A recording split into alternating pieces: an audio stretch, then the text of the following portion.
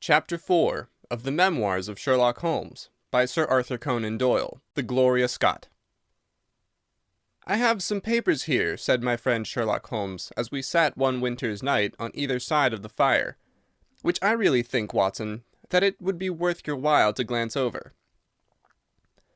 These are the documents in this extraordinary case of the Gloria Scott, and this is the message which struck Justice of the Peace Trevor dead with horror when he read it." He had picked from a drawer a little tarnished cylinder, and undoing the tape, he handed me a short note scrawled upon a half-sheet of slate-grey paper.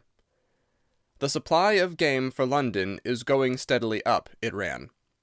"Head-keeper Hudson, we believe, has been now told to receive all orders for fly-paper and for preservation of your hen-pheasant's life."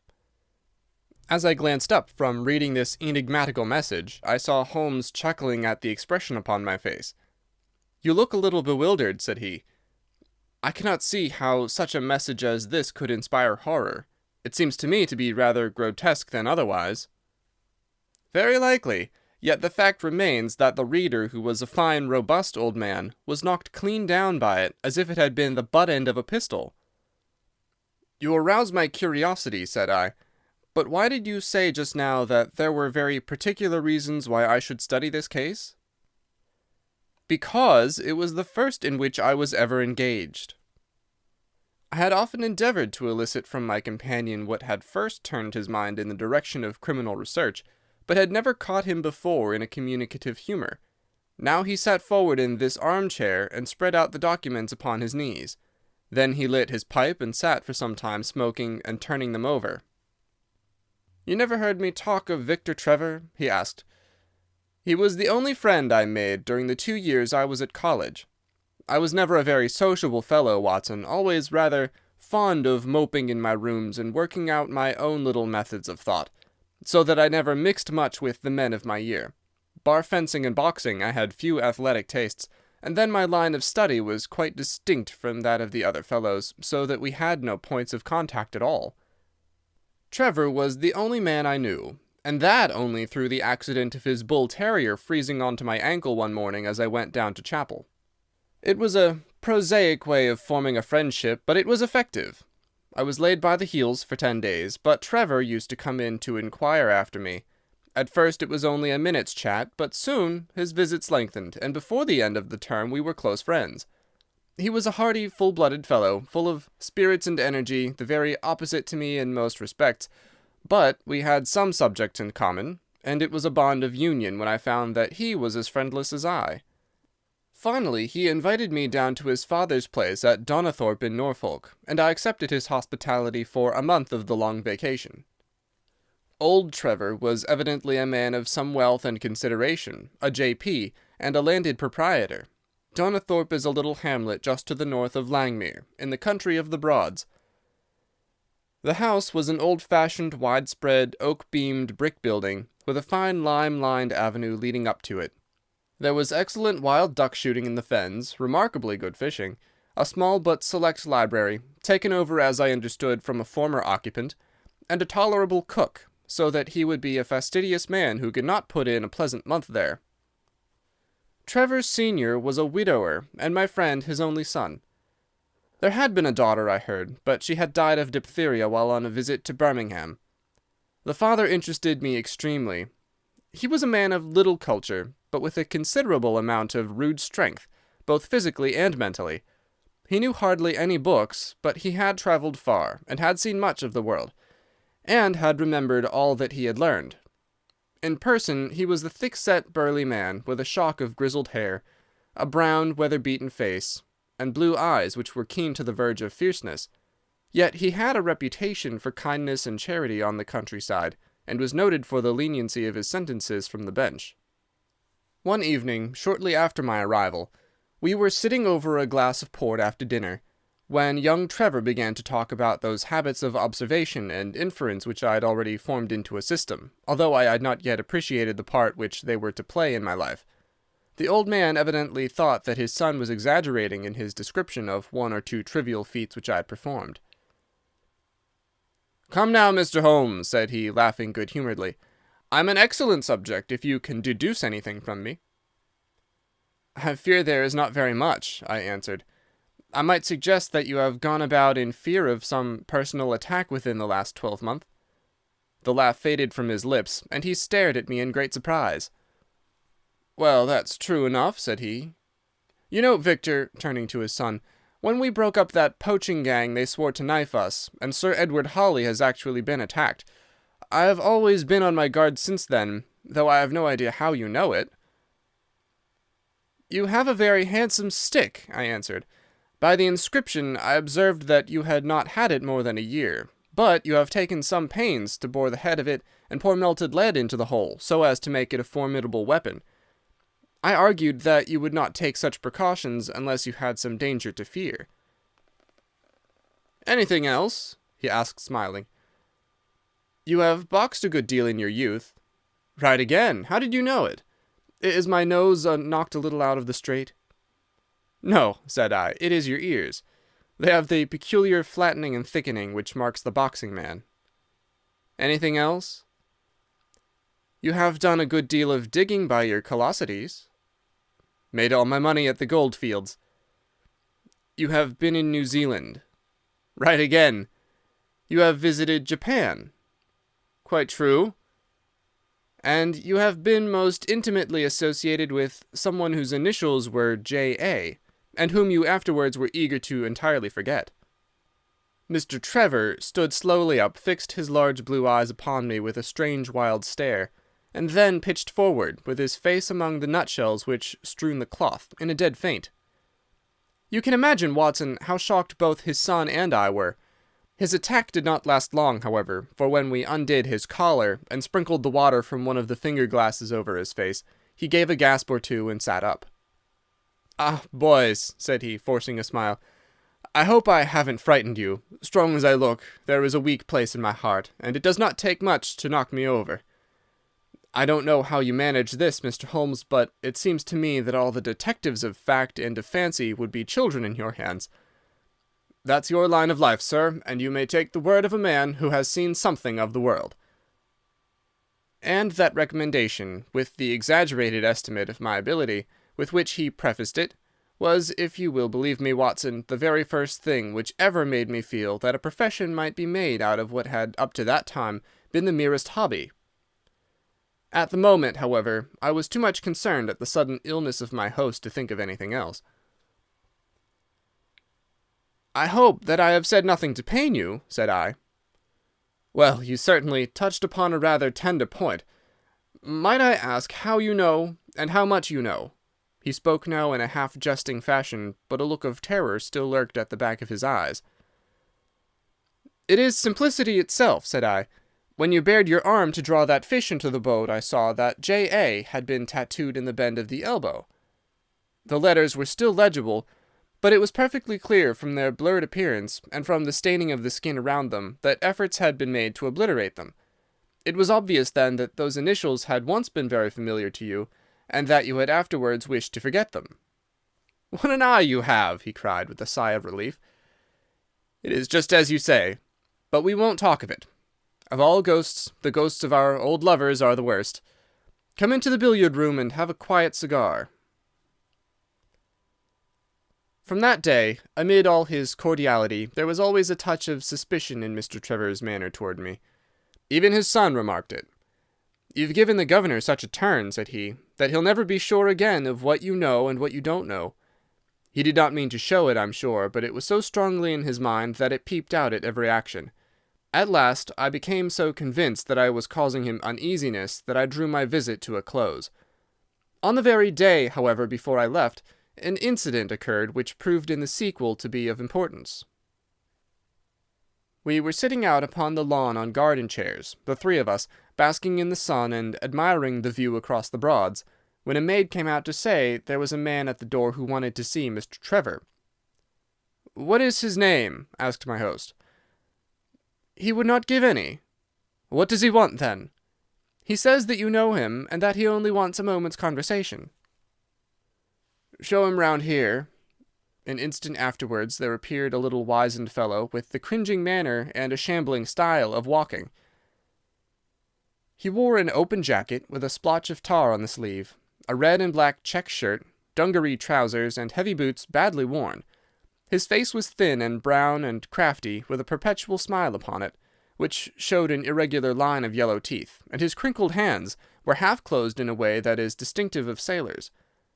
As he came slouching across the lawn, I heard Mr. Trevor make a sort of hiccuping noise in his throat, and jumping out of his chair, he ran into the house. He was back in a moment, and I smelt a strong reek of brandy as he passed me. "Well, my man," said he, "what can I do for you?" The sailor stood looking at him with puckered eyes, and with the same loose-lipped smile upon his face. "You don't know me?" he asked. "Why, dear me, it is surely Hudson," said Mr. Trevor in a tone of surprise.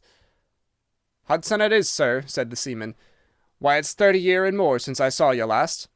Here you are in your house, and me still picking my salt meat out of the harness cask." "Tut, you will find that I have not forgotten old times," cried Mr. Trevor, and walking towards the sailor, he said something in a low voice. "Go into the kitchen," he continued out loud, "and you will get food and drink. I have no doubt that I shall find you a situation." "Thank you, sir," said the seaman, touching his forelock. "I'm just off a 2-yearer in an 8-knot tramp, short-handed at that, and I wants a rest. I thought I'd get it either with Mr. Beddoes or with you." "Ah!" cried Trevor, "you know where Mr. Beddoes is." "Bless you, sir, I know where all my old friends are," said the fellow with a sinister smile, and he slouched off after the maid to the kitchen. Mr. Trevor mumbled something to us about having been shipmate with the man when he was going back to the diggings, and then leaving us on the lawn, he went indoors. An hour later, when we entered the house, we found him stretched dead drunk upon the dining-room sofa. The whole incident left a most ugly impression upon my mind, and I was not sorry next day to leave Donnithorpe behind me, for I felt that my presence must be a source of embarrassment to my friend. All this occurred during the first month of the long vacation. I went up to my London rooms, where I spent 7 weeks working out a few experiments in organic chemistry.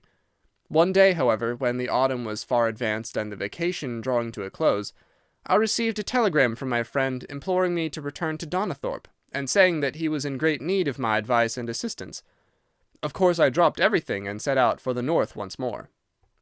He met me with the dog-cart at the station, and I saw at a glance that the last 2 months had been very trying ones for him. He had grown thin and careworn, and had lost the loud, cheery manner for which he had been remarkable.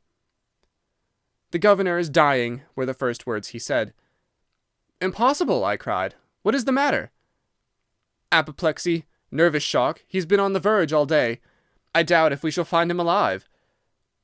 I was, as you may think, Watson, horrified at this unexpected news. "What has caused it?" I asked.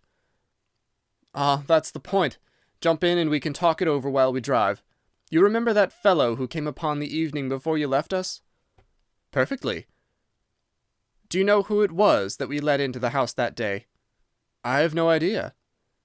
"It was the devil, Holmes," he cried. I stared at him in astonishment. "Yes, it was the devil himself. We have not had a peaceful hour since, not one. The governor has never held up his head from that evening, and now the life has been crushed out of him and his heart broken, all through this accursed Hudson." "What power had he, then?" "Ah, that is what I would give so much to know. The kindly, charitable, good old governor. How could he have fallen into the clutches of such a ruffian? But I am so glad that you have come, Holmes. I trust very much to your judgment and discretion, and I know that you will advise me for the best." We were dashing along the smooth white country road, with the long stretch of the Broads in front of us glimmering in the red light of the setting sun. From a grove upon our left I could already see the high chimneys and the flagstaff which marked the squire's dwelling. "My father made the fellow gardener," said my companion, "and then, as that did not satisfy him, he was promoted to be butler. The house seemed to be at his mercy, and he wandered about and did what he chose in it. The maids complained of his drunken habits and his vile language. The dad raised their wages all round to recompense them for their annoyance. The fellow would take the boat and my father's best guns and treat himself to little shooting trips, and all this with such a sneering, leering, insolent face that I would have knocked him down 20 times over if he had been a man of my own age. I tell you, Holmes, I've had to keep a tight hold upon myself all this time, and now I'm asking myself whether, if I had let myself go a little more, I might not have been a wiser man. Well, matters went from bad to worse with us, and this animal Hudson became more and more intrusive, until at last, on making some insolent reply to my father in my presence one day, I took him by the shoulders and turned him out of the room. He slunk away with a livid face and two venomous eyes, which uttered more threats than his tongue could do.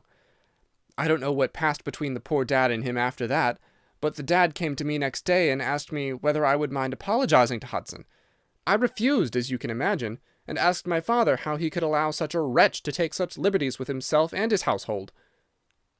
"Ah, my boy," said he, "it is all very well to talk, but you don't know how I am placed. But you shall know, Victor. I'll see that you shall know, come what may. You wouldn't believe harm of your poor old father, would you, lad?" He was very much moved and shut himself up in the study all day, where I could see through the window that he was writing busily. That evening there came what seemed to me to be a grand release, for Hudson told us that he was going to leave us. He walked into the dining-room as we sat after dinner, and announced his intention in the thick voice of a half-drunken man. "I've had enough of Norfolk," said he. "I'll run down to Mr. Beddoes in Hampshire. He'll be as glad to see me as you were, I dare say." "You're not going away in an unkind spirit, Hudson, I hope," said my father with a tameness which made my blood boil. "I've not had my apology," said he sulkily, glancing in my direction. "Victor, you will acknowledge that you have used this worthy fellow rather roughly," said the dad, turning to me. "On the contrary, I think that we have both shown extraordinary patience towards him," I answered. "Oh, you do ya?" he snarls. "Very good, mate. We'll see about that." He slouched out of the room, and half an hour afterwards left the house, leaving my father in a state of pitiable nervousness. Night after night I heard him pacing his room, and it was just as he was recovering his confidence that the blow did at last fall. "And how?" I asked eagerly. "In a most extraordinary fashion.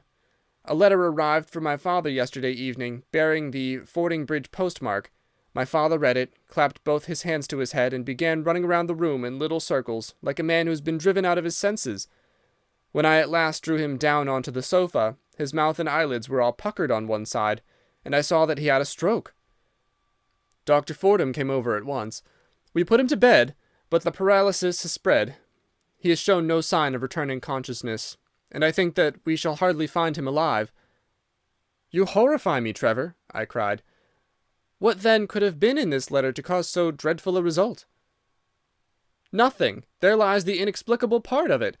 The message was absurd and trivial. Oh, my God, it is as I feared." As he spoke, we came round the curve of the avenue, and saw in the fading light that every blind in the house had been drawn down. As we dashed up to the door, my friend's face convulsed with grief, a gentleman in black emerged from it. "When did it happen, doctor?" asked Trevor. "Almost immediately after you left." "Did he recover consciousness?"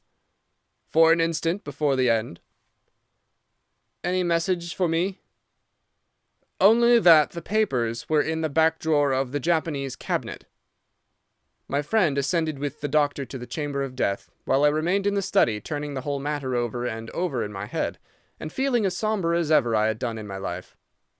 What was the past of this Trevor, pugilist, traveller, and gold-digger, and how had he placed himself in the power of this acid-faced seaman? Why, too, should he faint at an allusion to the half-effaced initials upon his arm, and die of fright when he had a letter from Fordingham? Then I remembered that Fordingham was in Hampshire, and that this Mr. Beddoes, whom the seaman had gone to visit and presumably to blackmail, had also been mentioned as living in Hampshire. The letter, then, might either come from Hudson, the seaman, saying that he had betrayed the guilty secret which appeared to exist, or it might come from Beddoes, warning an old confederate that such a betrayal was imminent. So far it seemed clear enough, but then how could this letter be trivial and grotesque, as described by the Sun? He must have misread it. If so, it must have been one of those ingenious secret codes, which mean one thing while they seem to mean another. I must see this letter. If there were a hidden meaning in it, I was confident that I could pluck it forth. For an hour I sat pondering it over in the gloom, until at last a weeping maid brought in a lamp, and close at her heels came my friend Trevor, pale but composed, with these very papers which lie upon my knee, held in his grasp. He sat down opposite to me, drew the lamp to the edge of the table, and handed me a short note scribbled, as you see, upon a single sheet of grey paper. "The supply of game for London is going steadily up," it ran. "Head keeper Hudson, we believe, has been now told to receive all orders for fly paper and for preservation of your hen pheasant's life." I dare say my face looked as bewildered as yours did just now when first I read this message. Then I reread it very carefully. It was evidently as I had thought, and some secret meaning must lie buried in this strange combination of words. Or could it be that there was a prearranged significance to such phrases as fly-paper and hen-pheasant? Such a meaning would be arbitrary, and could not be deduced in any way. And yet I was loath to believe that this was the case, and the presence of the word Hudson seemed to show that the subject of the message was as I had guessed, and that it was from Beddoes rather than the sailor. I tried it backwards, but the combination life pheasant's hen was not encouraging. Then I tried alternate words, but neither the of for nor supply game London promised to throw any light upon it. And then, in an instant, the key of the riddle was in my hands, and I saw that every third word, beginning with the first, would give a message which might well drive old Trevor to despair. It was short and terse, the warning, as I now read it to my companion. The game is up. Hudson has told all. Fly for your life. Victor Trevor sank his face into his shaking hands. "It must be that, I suppose," said he. "This is worse than death, for it means disgrace as well. But what is the meaning of these head-keepers and hen-pheasants?" "It means nothing to the message, but it might mean a good deal to us if we had no other means of discovering the sender. You see that he has begun by writing 'the game is,' and so on. Afterwards he had, to fulfill the prearranged cipher, to fill in any 2 words in each space. He would naturally use the first words which came to his mind, and if there were so many which referred to sport among them, you may be tolerably sure that he is either an ardent shot or interested in breeding. Do you know anything of this Beddoes?" "Why, now that you mention it," said he, "I remember that my poor father used to have an invitation from him to shoot over his preserves every autumn." "Then it is undoubtedly from him that the note comes," said I. "It only remains for us to find out what this secret was which the sailor Hudson seems to have held over the heads of these 2 wealthy and respected men."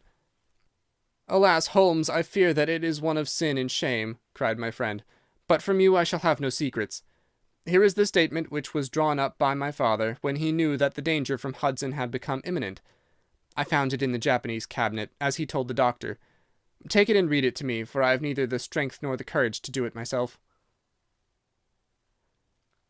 "These are the very papers, Watson, which he handed to me, and I will read them to you, as I read them in the old study that night to him. They are endorsed outside, as you see.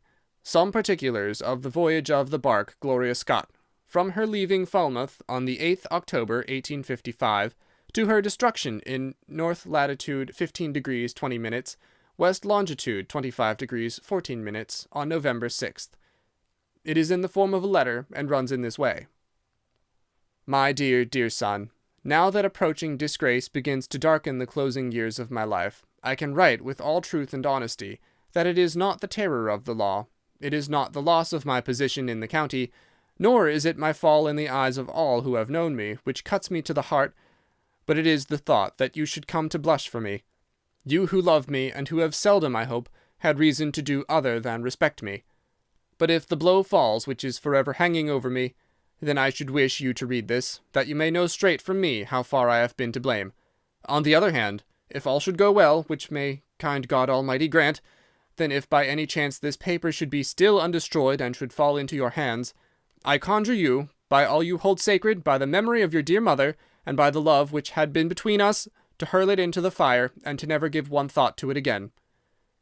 If then your eye goes on to read this line, I know that I shall already have been exposed and dragged from my home, or, as is more likely, for you know that my heart is weak, by lying with my tongue sealed forever in death. In either case, the time for suppression is past, and every word which I tell you is the naked truth, and this I swear as I hope for mercy. My name, dear lad, is not Trevor. I was James Armitage in my younger days, and you can understand now the shock that it was to me a few weeks ago when your college friend addressed me in words which seemed to imply that he had surprised my secret. As Armitage, it was that I entered a London banking-house, and as Armitage, I was convicted of breaking my country's laws, and was sentenced to transportation. Do not think very harshly of me, laddie. It was a debt of honour, so called, which I had to pay, and I used money which was not my own to do it, in the certainty that I could replace it before there could be any possibility of its being missed. But the most dreadful ill luck pursued me. The money which I had reckoned upon never came to hand, and a premature examination of accounts exposed my deficit. The case might have been dealt leniently with, but the laws were more harshly administered 30 years ago than now, and on my 23rd birthday I found myself chained as a felon with 37 other convicts in 'tween decks of the barque Gloria Scott, bound for Australia. It was the year 55, when the Crimean War was at its height, and the old convict ships had been largely used as transports in the Black Sea. The government was compelled, therefore, to use smaller and less suitable vessels for sending out their prisoners. The Gloria Scott had been in the Chinese tea trade, but she was an old-fashioned, heavy-bowed, broad-beamed craft, and the new clippers had cut her out. She was a 500-ton boat, and besides her 38 jailbirds, she carried 26 of a crew, 18 soldiers, a captain, 3 mates, a doctor, a chaplain, and 4 warders. Nearly 100 souls were in her, all told, when we set sail from Falmouth. The partitions between the cells of the convicts, instead of being of thick oak, as is usual in convict ships, were quite thin and frail. The man next to me upon the aft side was one whom I had particularly noticed when we were led down the quay. He was a young man with a clear, hairless face, a long, thin nose, and a rather nutcracker jaws.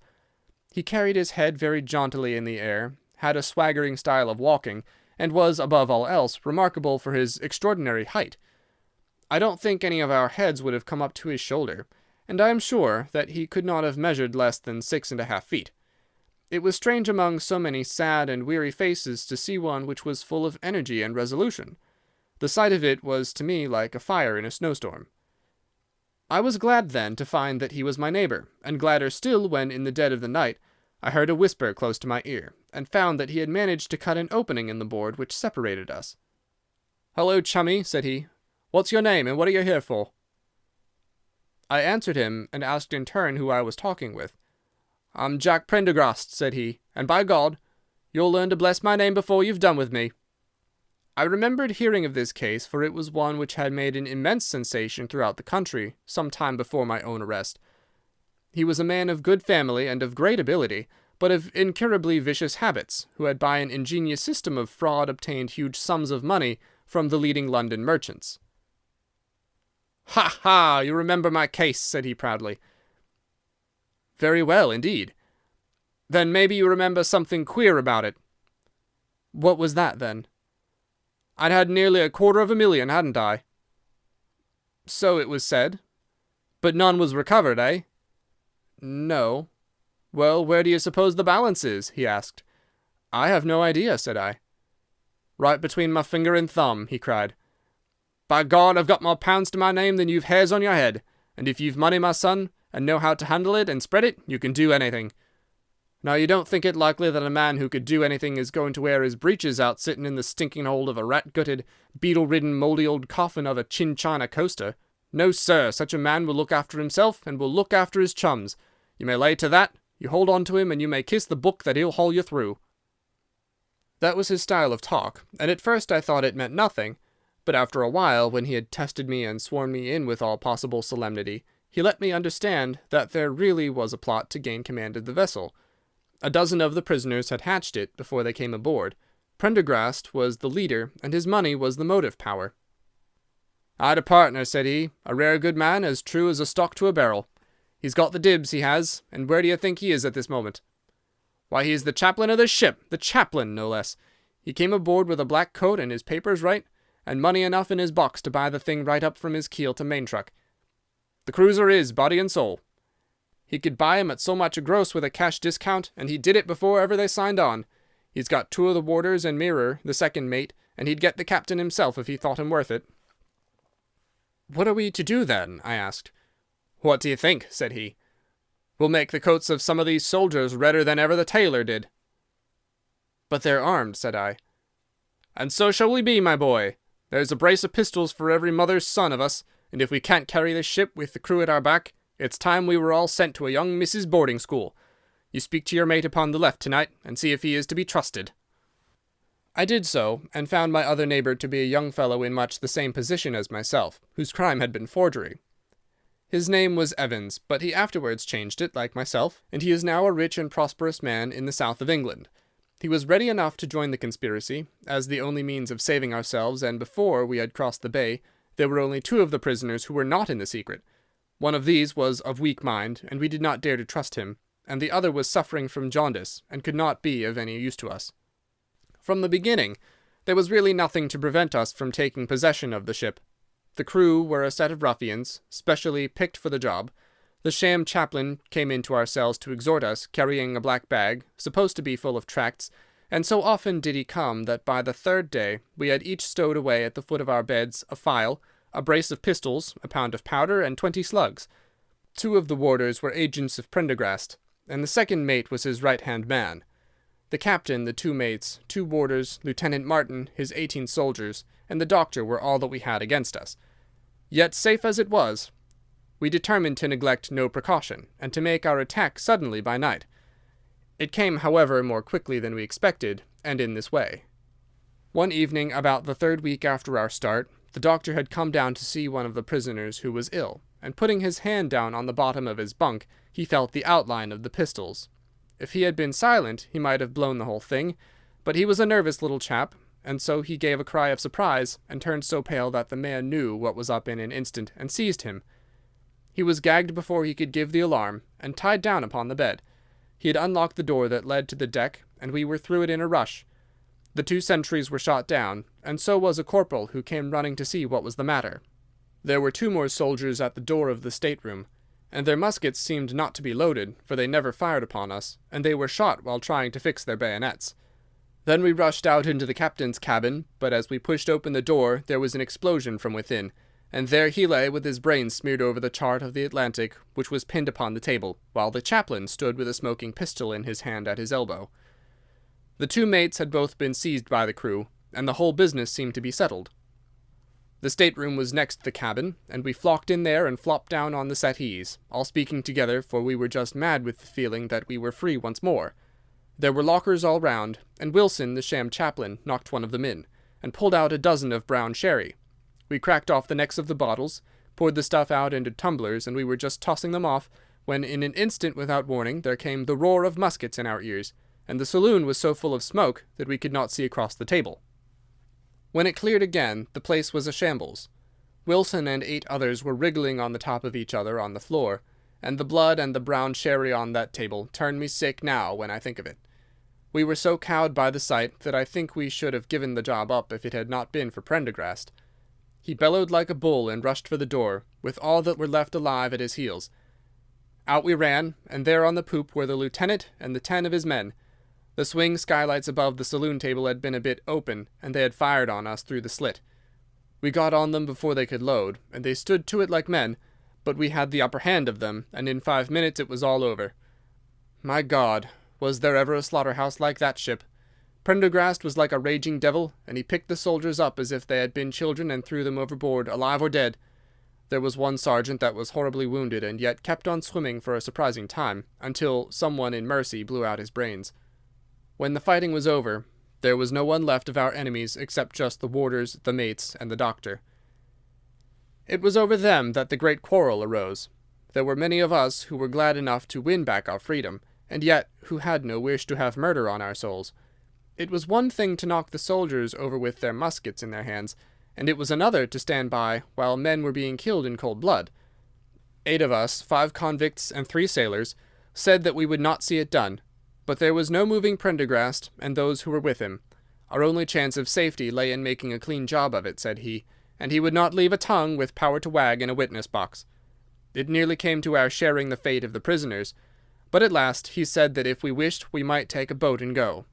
We jumped at the offer, for we were already sick of these bloodthirsty doings, and we saw that there would be worse before it was done. We were given a suit of sailor togs each, a barrel of water, 2 casks, one of junk and one of biscuits, and a compass. Prendergast threw us over a chart, told us that we were shipwrecked mariners whose ship had foundered in latitude 15 degrees and longitude 25 degrees west, and then cut the painter and let us go. And now I come to the most surprising part of my story, my dear son. The seamen had hauled the foreyard aback during the rising, but now as we left them they brought it square again, and as there was a light wind from the north and east the bark began to draw slowly away from us. Our boat lay rising and falling upon the long, smooth rollers, and Evans and I, who were the most educated of the party, were sitting in the sheets, working out our position and planning what coast we should make for. It was a nice question, for the Cape de Verdes were about 500 miles to the north of us, and the African coast about 700 to the east. On the whole, as the wind was coming round to the north, we thought that Sierra Leone might be best, and turned our head in that direction, the bark being at that time nearly hull down on our starboard quarter. Suddenly, as we looked at her, we saw a dense black cloud of smoke shoot up from her, which hung like a monstrous tree upon the skyline. A few seconds later a roar like thunder burst upon our ears, and as the smoke thinned away, there was no sign left of the Gloria Scott. In an instant we swept the boat's head round again, and pulled with all our strength for the place where the haze, still trailing over the water, marked the scene of this catastrophe. It was a long hour before we reached it, and at first we feared that we had come too late to save anyone. A splintered boat and a number of crates and fragments of spars rising and falling on the waves showed us where the vessel had foundered. But there was no sign of life, and we had turned away in despair, when we heard a cry for help, and saw at some distance a piece of wreckage with a man lying stretched across it. When we pulled him aboard the boat, he proved to be a young seaman of the name of Hudson, who was so burned and exhausted that he could give us no account of what had happened until the following morning. It seemed that after we had left, Prendergast and his gang had proceeded to put to death the 5 remaining prisoners. The 2 warders had been shot and thrown overboard, and so also had the 3rd mate.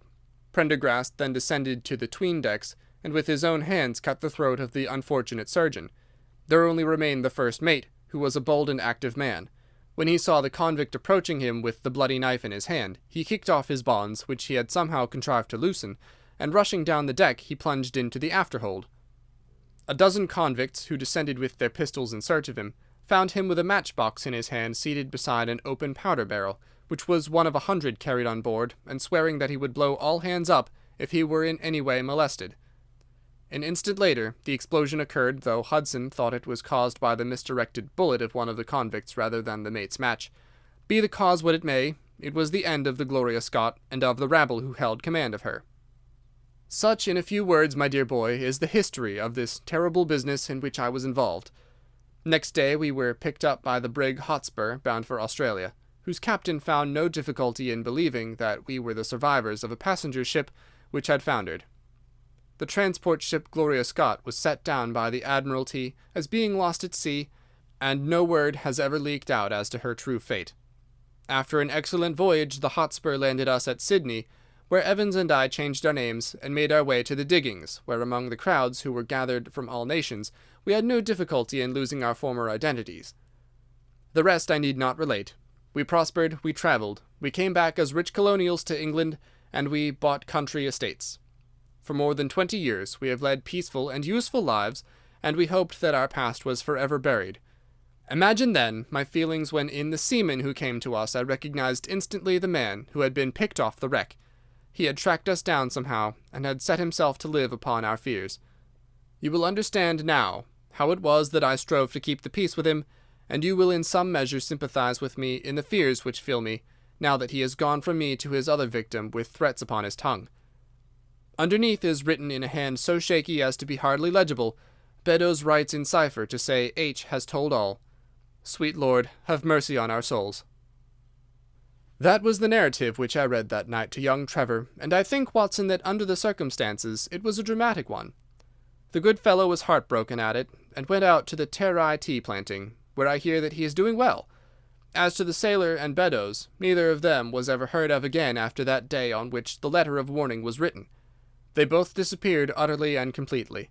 No complaint had been lodged with the police, so that Beddoes had mistaken a threat for a deed. Hudson had been seen lurking about, and it was believed by the police that he had done away with Beddoes and had fled. For myself, I believe that the truth was exactly the opposite. I think that it is most probable that Beddoes, pushed to desperation and believing himself to have been already betrayed, had revenged himself upon Hudson, and had fled from the country with as much money as he could lay his hands on. Those are the facts of the case, Doctor, and if they are of any use to your collection, I am sure that they are very heartily at your service. End of Adventure 4, The Gloria Scott.